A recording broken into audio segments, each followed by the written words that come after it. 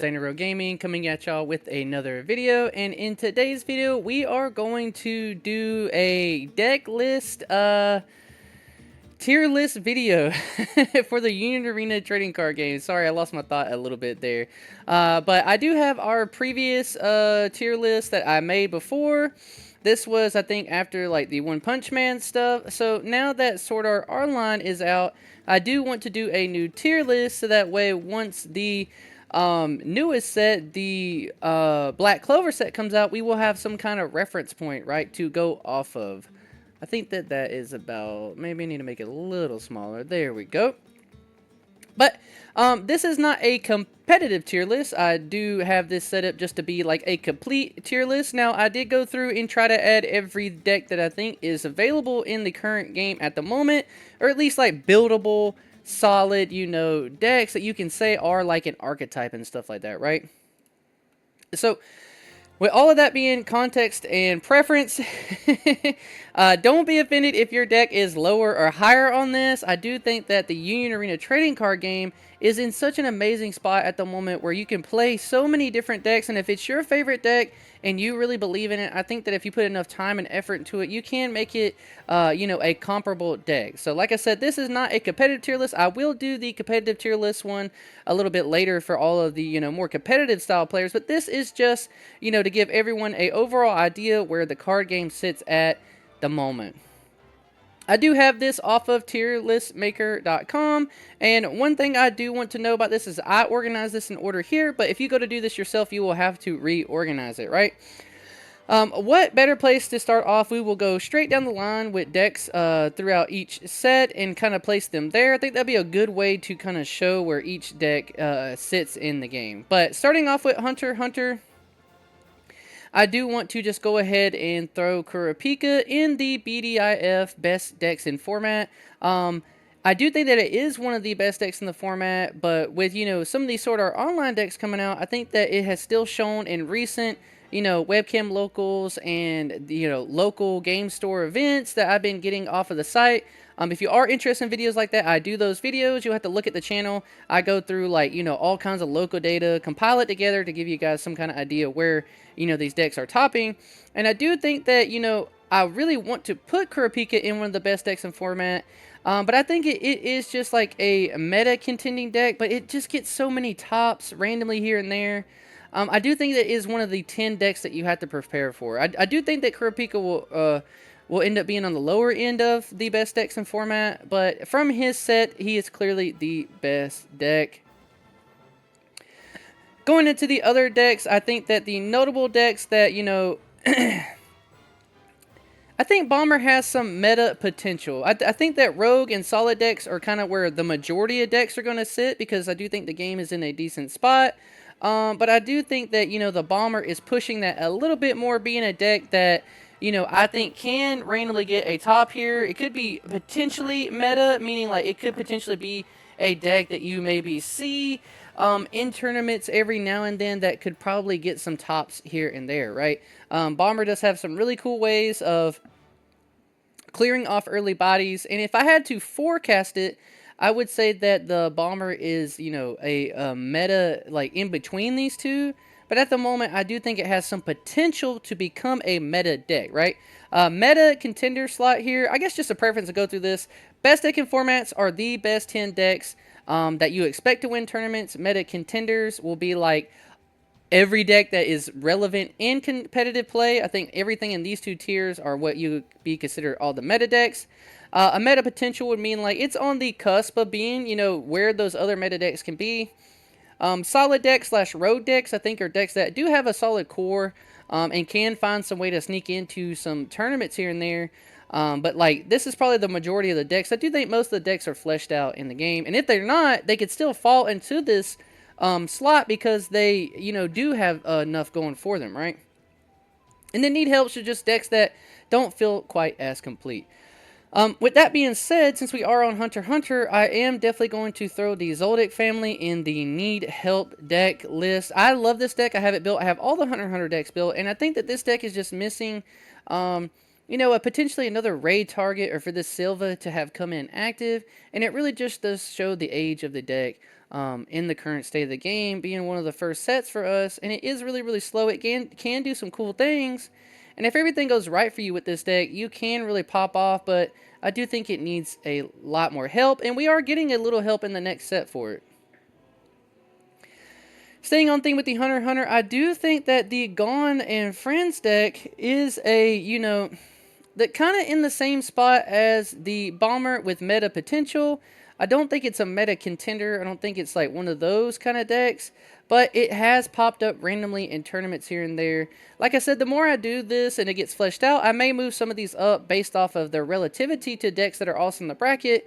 And if I feel like they are a little bit better than that, you know, we will do so. One thing to make this a little bit easier, if you want to ignore how I have this set up, just say tier 5, 4, 3, 2, 1. If that makes it a little bit easier for you to digest, that is. I do think that Gone has a lot of ways to push the state of the game with a couple of different raid targets with each Gone you have, and being able to use the Leorios and some of the other good green stuff that Hunter has. But it is still just missing a couple cards, and maybe when the new stuff comes out, I do think that it can maybe do some stuff here and there. These two, I'm definitely taking off a recency bias. I think that, you know, they do have a place, especially with the new Sword Art Online decks coming out. These two decks have shown a little bit better in recent tournaments because of those decks being out, right? Going on to the blue specified slot deck, I do think that this one needs a little help as well. I do think that it is more of a solid deck and more fleshed out than the Zoldyck family is, but it is still in a rough spot at the moment. It can still do some really, really cool things, but it doesn't have as much payoff as Bomber currently does, to be honest, to be a fully fleshed out, still being able to do some really cool things. Whereas, like, in this specified slot deck, you are just kind of, you know, doing what you're doing, but it doesn't always give you the payoff that you may want. But this deck is getting a lot of support in the next set for Hunter, so do not dismantle this deck. I think it is a decent, solid deck. It would be kind of pushing the rogue tier. I do think it is more fleshed out than the Zoldyck family. And then everyone's favorite deck to mess around with is the Phantom True deck. I do think that this deck is a solid deck, and it's a little bit better off than these other two decks here. The specified slot deck and the Zoldyck family, because I do think it is a solid rogue deck. You've seen it before in the past randomly show up in tournaments. Now, I do think the deck is a little too slow at the moment to really probably perform in a lot of tournaments now, how fast the game is and how aggro people are, but it does still have some good tools and it does get more support. But these two are kind of solid decks, to say the least. Those are the orders for the Hunter decks. 2 purple decks, 2 blue, and 2 green. Like I said, I am trying to pull from every color in all the decks that can be built. Famously, going to Bleach, Yamamoto needs help. I do think that Yamamoto, the way that he is played and what you want to do with him, is just a little too slow in the game. And it really is weird to say it needs help, right? Because to touch on the deck that kind of goes hands in hand with him is Toshi. Where Toshi just takes the package that Yamamoto runs, but it does a lot better with it because he doesn't have to worry about getting that 7 energy. Where I do feel like Yamamoto is just, the payoff isn't there for how much he costs you. Whereas with some of these other green decks, we've seen the payoff be a lot better. And that being said, I think Toshi is a meta contender. It is one of the meta decks. You do have to watch out for it. It is one of the purple or the decks from the Bleach set that, you know, I think is probably the most iconic. It's had more toppings and more consistent rogue toppings here and there. And I think that even now with how aggro the game is, I think that Toshi is in a really, really good spot to do well for you in tournaments.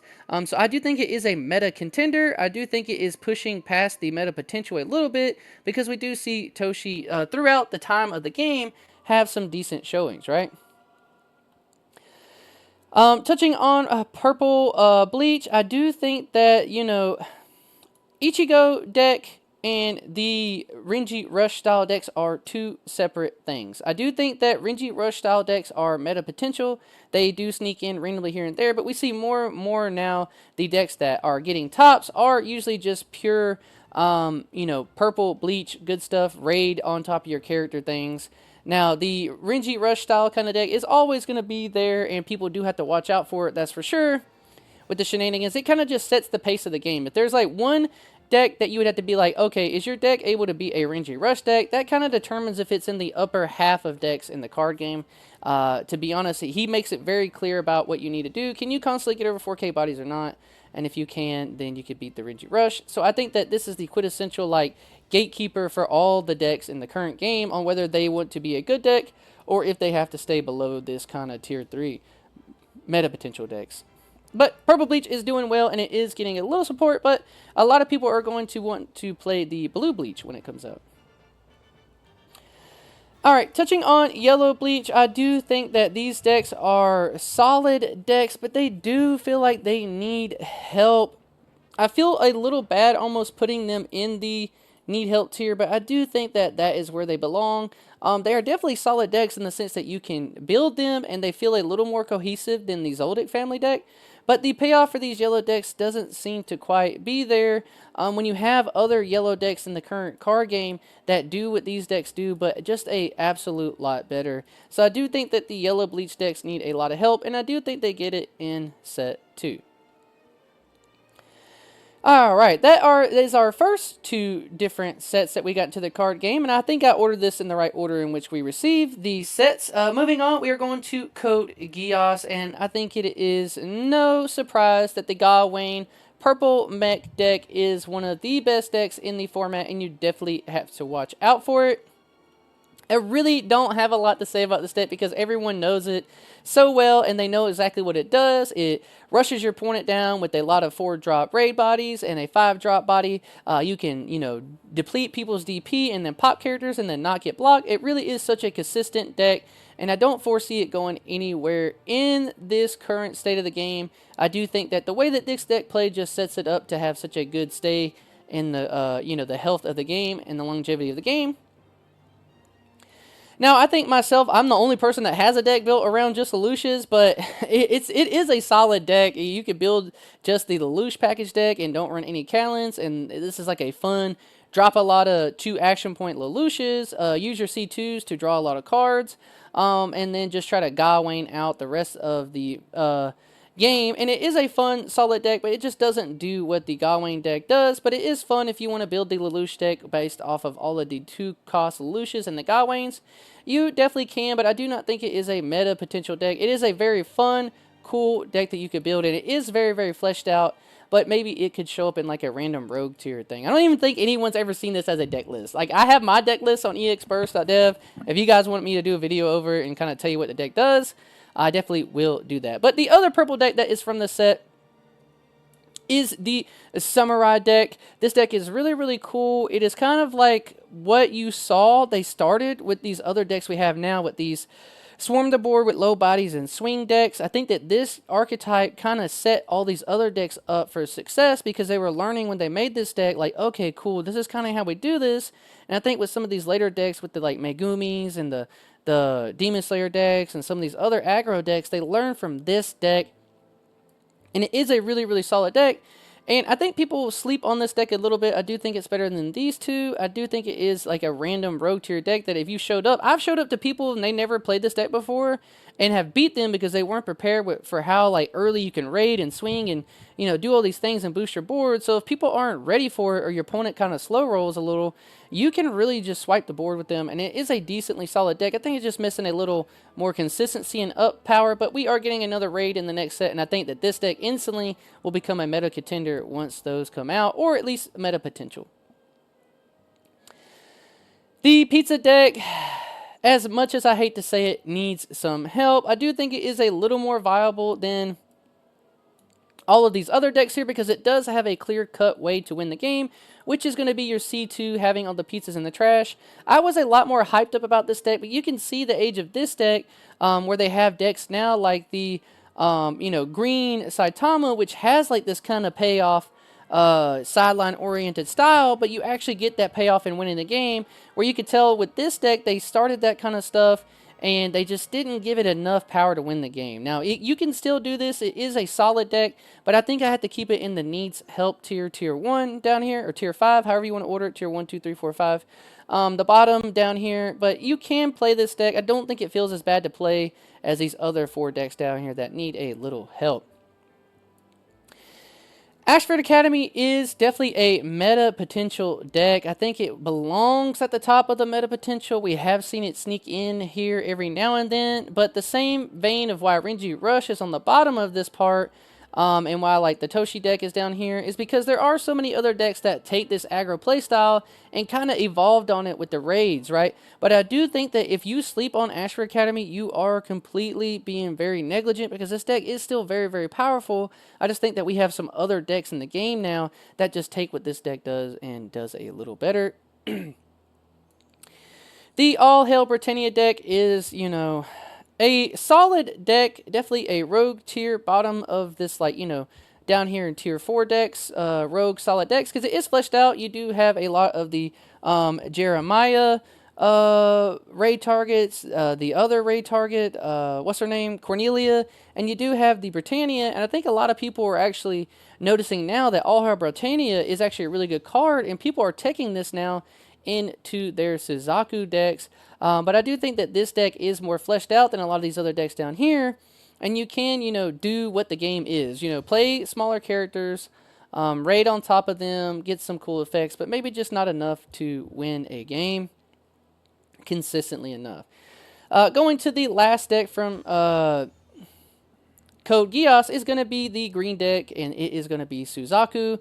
I think that most people would probably put Suzaku in the meta contenders, but from recent results in tournaments, it has had a lot of toppings to where there's no way I could do that, and I think it definitely has to go into one of the best decks in the format, because this deck can find ways to really punish a lot of these ramp decks that we're seeing in the current game, that being like, you know, I always come back to the green Saitama, because I think that is what every deck is based around now. Can you beat green Saitama fast enough before they get there?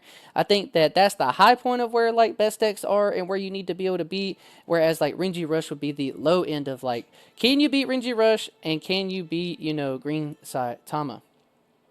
And Suzaku can definitely put a lot of pressure on Saitama early, blowing up their kings and then swinging at them for multiple damage, and they are not able to get into that. And that being said, it is just a solid deck. If you see your energy, well, it is, you know, I think that, you know, him and Kurapika are about the same level. I would have to give the edge to Suzaku recently just because of all the tops that it is getting. And I think that the bodies in the deck and having more raid targets helps it out a little bit more than the Kurapika is. I do think Kurapika can be a little more controlly, whereas Suzaku kind of has that potential punch power to win games.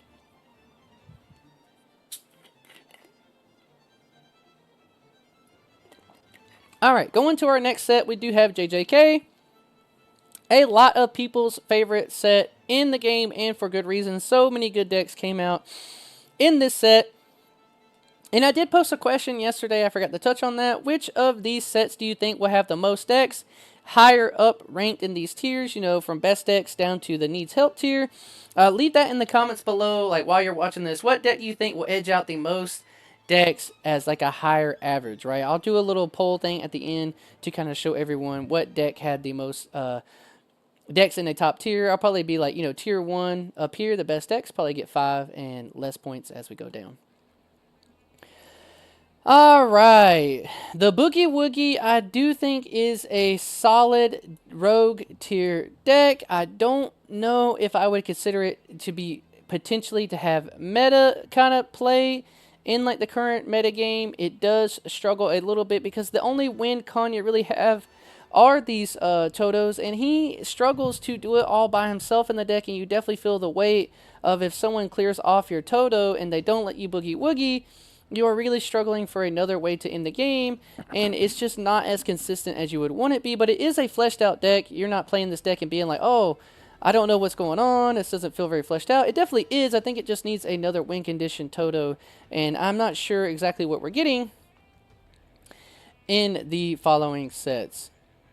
Touching on the other purple deck is going to be the Mahito Ghetto deck, and I do think that this deck has some meta potential, to be honest. I might be one of the few people who thinks that about this deck, because I do think it is very, very hard to pilot. There are a couple of different players in, you know, the Discord communities who pilot this deck really, really well, and I've seen it have very decent win potential stuff against meta decks.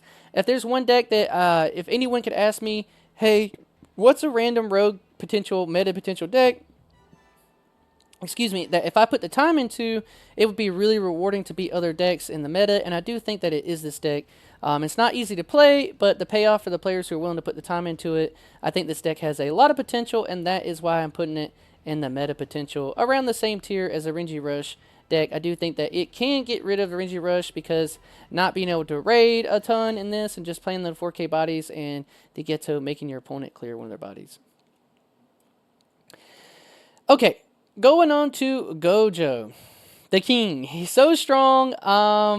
I do think that this is a solid deck. I do also think that it is a deck that needs help because you can run a couple of different packages. But I think that this deck is in a great spot to kind of counter what a lot of decks are doing in the meta right now. And we have a lot of really aggro decks. And I do think that good Gojo pilots can take what the package Gojo has, tapping down bodies with Nobara, using the Hollow Purple and all of his other events to tap things down or get him out of removal. It is a really good deck, and I see the potential for it to have some meta potential, meaning that it could probably sneak in a couple tops here and there. And we have seen for recent results in tournaments that it does have the potential to do that, and it is currently sneaking up because I think it has a lot of good matchups into some of these SAO decks, as well as some of these green ramp decks being able to tap those bodies down, and they don't get to restands because you don't have to worry about killing anything, right? And with that said, I think it sits a little bit higher. If I had to say like meta potential, I would put it above the Gone and Friends. I'd move Gone and Friends down and have it kind of in the middle. I do think that, you know, this is the one hot take I'm taking. I do think that it has a ton of potential to be a meta deck. Because the stat lines are in it are good. The packages that you can run that are yellow, the yellow color trigger, I do think that we will see more people jumping on this Gojo to get some tops. And if I have one hot take, it is this. I believe in Gojo, or two hot takes, and I believe in Geto. Very much so. Megumi is meta potential as well. I want to say meta contender only because there's a couple of different Megumi players in the community who just make this deck show out. But if I had to say it, it is a solid rogue tier deck. I don't think it is quite as consistent as some of these other decks. I know a lot of people are looking at the Gone and Friends sitting here. But I do think that BP matters a lot. And Gone's BP in this deck just stays so solid throughout the whole game, where Megumi is able to push a lot of damage. And I do think that, you know, this could, I'm trying to be really honest about this deck. Really good pilots with this deck who see decent hands and know how to play the deck immediately turn this into a meta contender deck. But with the variance in this deck and how complex it is to play, to see certain lines from some of the people I've talked to, I think that it just sits as a solid rogue tier deck that can definitely sneak in some tops with a great pilot. Definitely a lot more so than all these other decks here. But it is not a deck to sleep on. I know I'm putting it down here in tier 4, the rogue solid deck tier. But that doesn't mean it doesn't have, like, you know, meta contender even status. It's, you know, really good deck. Nobara needs help. If you're building just a Nobara deck, I think that she's better in packages, right? Like in the Megumi, you add her to Megumi, she's better. You add her to Gojo, she's better. But I don't think we have a standalone, like I only want to build Nobara and the Panda and nothing else. She needs a little help. She needs maybe another Nobara that can come down. But we just don't see people building like decks based around the Nobara. Even though she does have that damage too, right? I do think that it is a solid deck. Maybe it needs help is low, because I do think that she could compete with these other decks about the same tier as a Toto, to be completely honest. But not as good as Megumi. I do wish that I had a different tier for Megumi set aside all on his own, because he would sit in that, like, you know, the like gambler's tier where he could be all over the place, like win a tournament even. Like I think that that's how good he is. But Nobara can be a solid deck because you do have the Pandas, you do have the Nobaras. If you want to run some Gojo package in it, you can as well. So like she is a solid build deck where there's R pieces. She does need a little help, but I don't think that she's as bad off as these need help tiers. Blue JJK decks, we're just going to put them both up here in the top tier decks. This is no surprise. Once again, these decks are not going anywhere at all. And if I have to go based off of, you know, how we've seen deck lists go, there have been more tops recently. I do think that the purple codegeass has, slowed down a little bit where the blue JJK has not. This deck is so strong, so consistent. It has so many different ways to play the games. It has so many triggers. It is the epitome, I think, of like the best deck still in the current game. I don't know if any deck is going to go on top of this deck, to be completely honest. I think that it's still going to sit as the best deck, and we will continue to see it do so throughout future tournaments, having some of the most tops.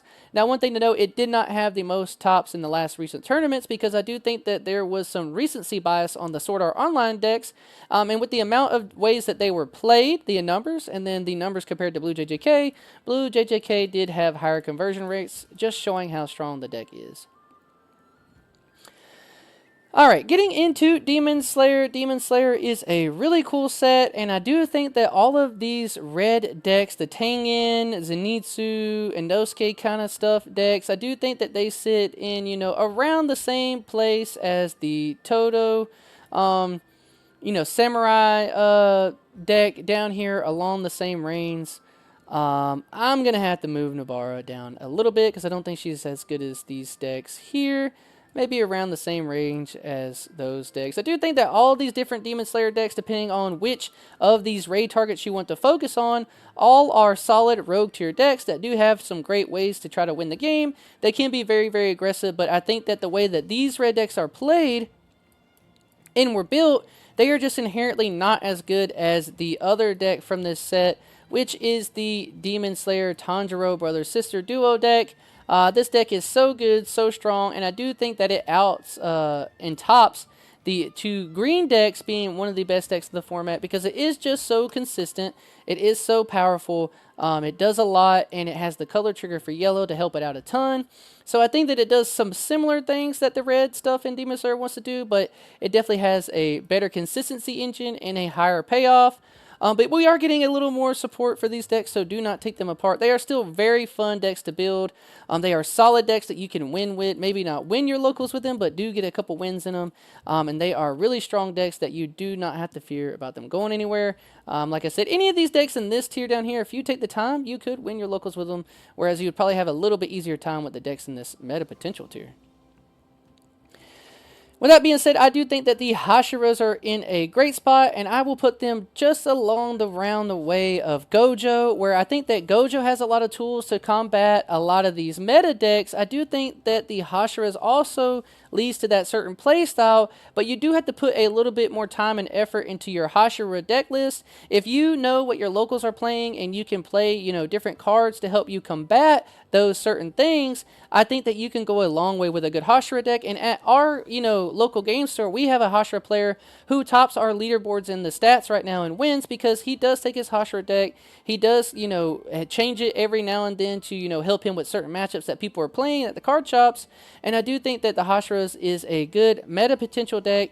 Now, this doesn't show as much on the showings. I'm kind of going off on a limb here because I really believe in this deck, much to the same way I believe in the Mahito decks, where in the Gojo, where it is a meta potential deck. It just takes a couple people really latching onto these decks to do a good job with them.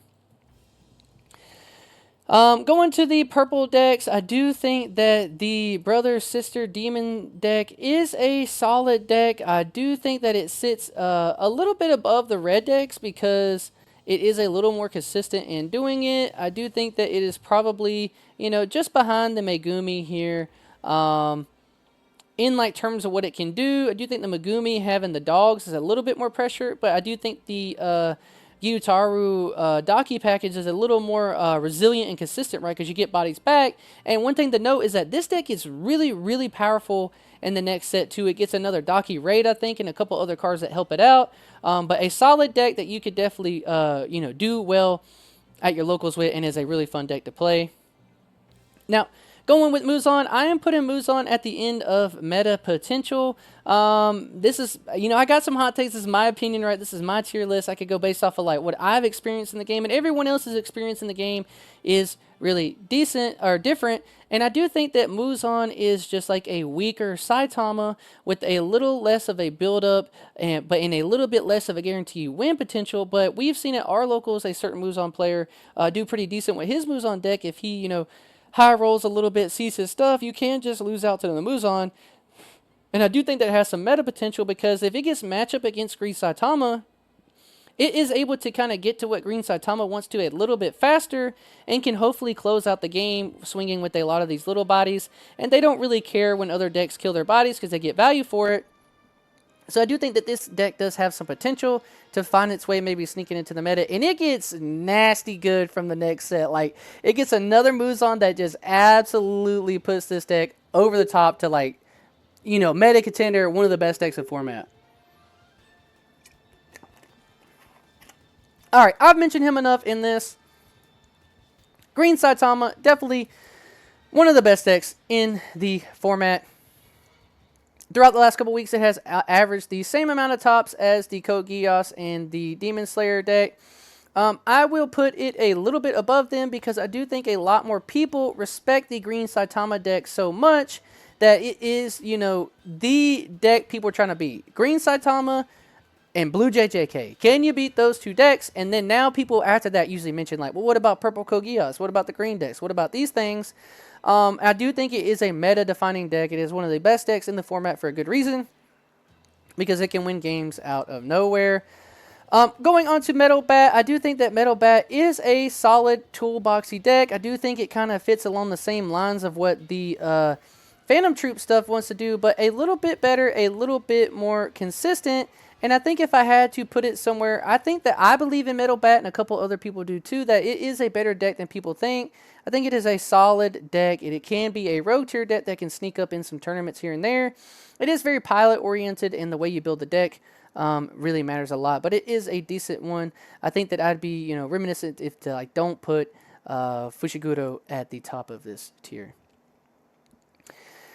Touching on the yellow decks, I do think that these are some of the best decks in the format. Once again, these decks can really, like, the yellow Saitama deck is just so strong. If it high rolls and sees 2 Saitamas on turn 3, you just absolutely lose the game. Now, I do think that this is a little less consistent than some of the other decks and, like, what we thought it would be. And I think that that puts it down here. It's still in one of the best decks in the format, but I don't think people, you know, build around this one as much as they are trying to think about the green one.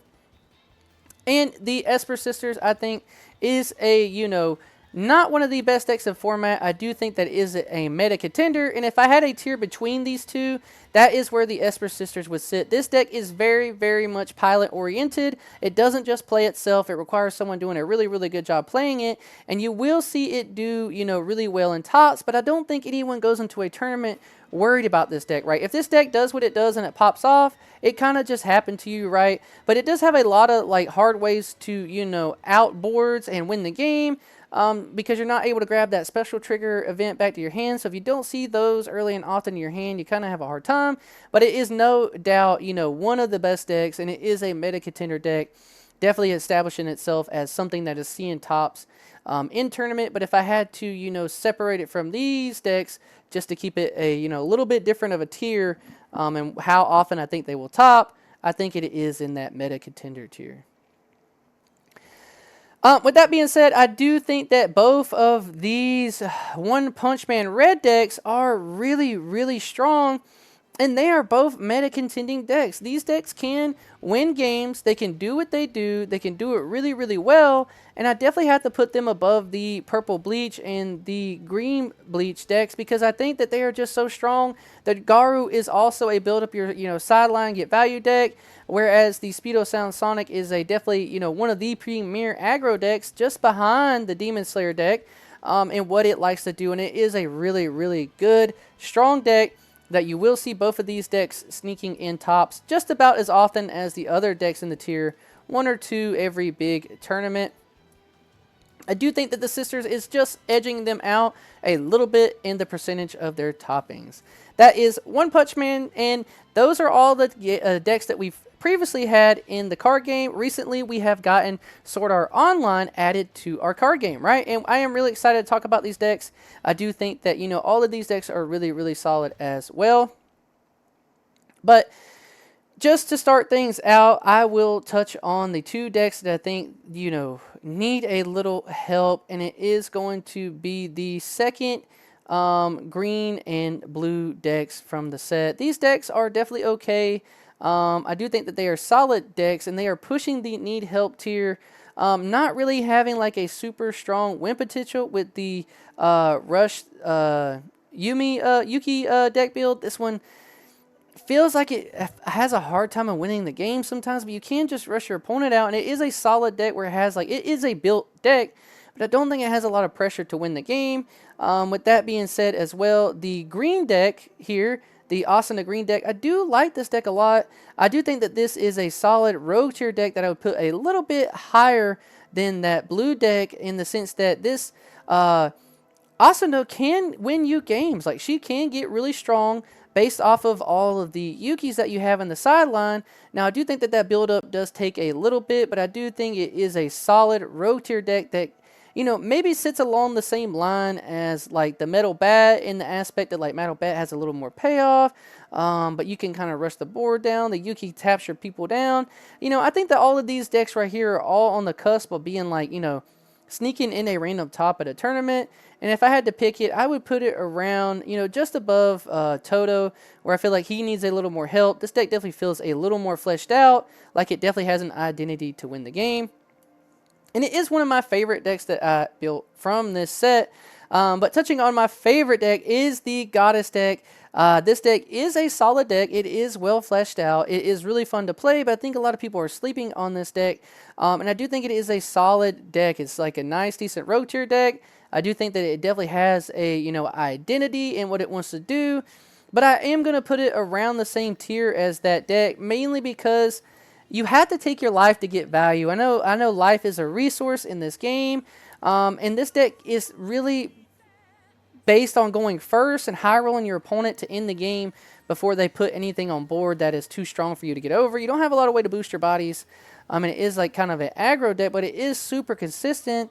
And it is a solid deck. You don't feel like you're missing a ton of pieces. It just maybe steams out a little too fast, like a light match. A match being lit, you flame on, you go really fast and hard and try to kill your opponent, and trying to get value while you're at these low health numbers, and you don't finish the game on that 1 or 2 turns you may have with that boosted up characters, then you just kind of don't do a ton after that to finish it. But it is a solid and fun deck to play.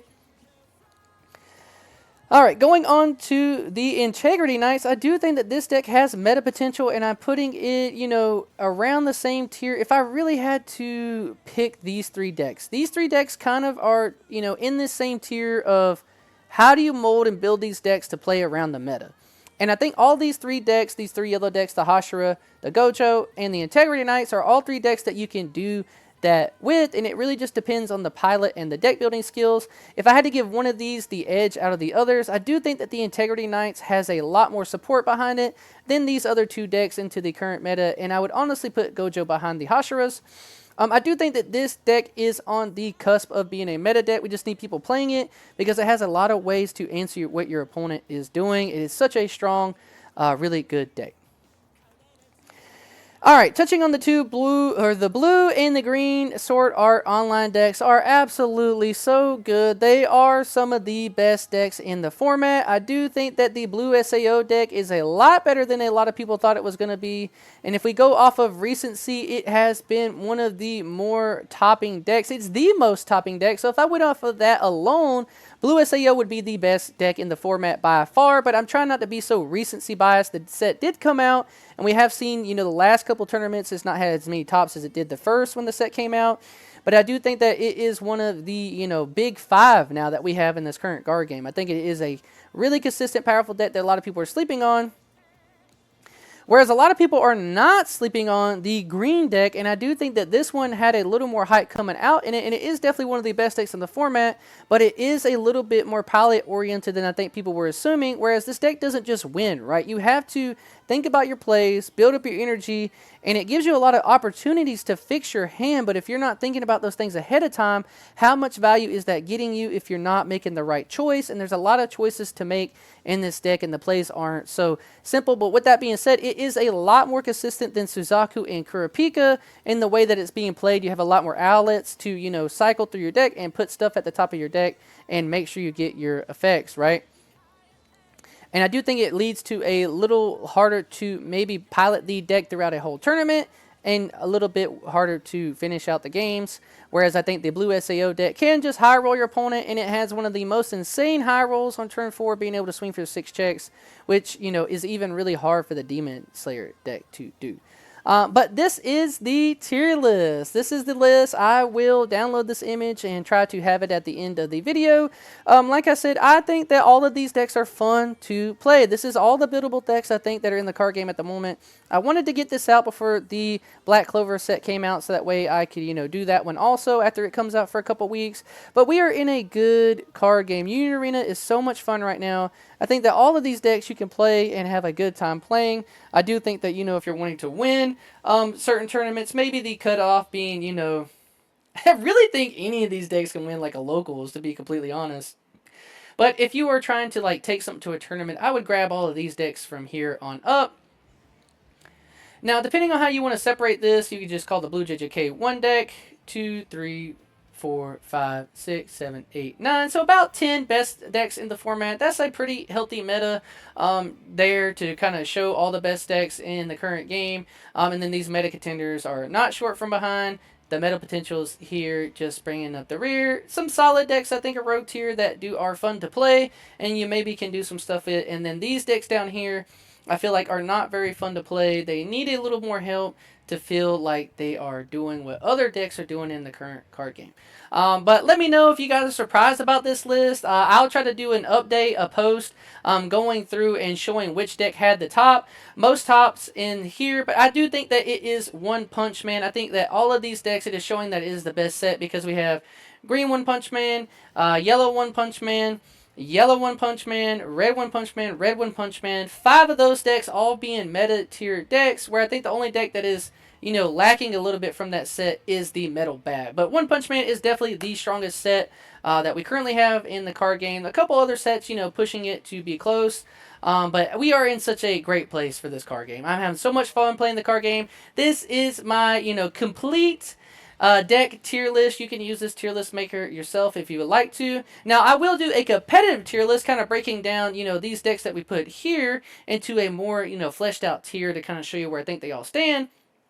But I think that if you're someone new trying to get into the card game, this is a great way for you to kind of see where a lot of the decks sit and maybe help you pick and choose what you want to play. But let me know what you guys think in the comments below. Please leave the video a like, subscribe to the channel. I appreciate everyone hanging out with me today. Peace.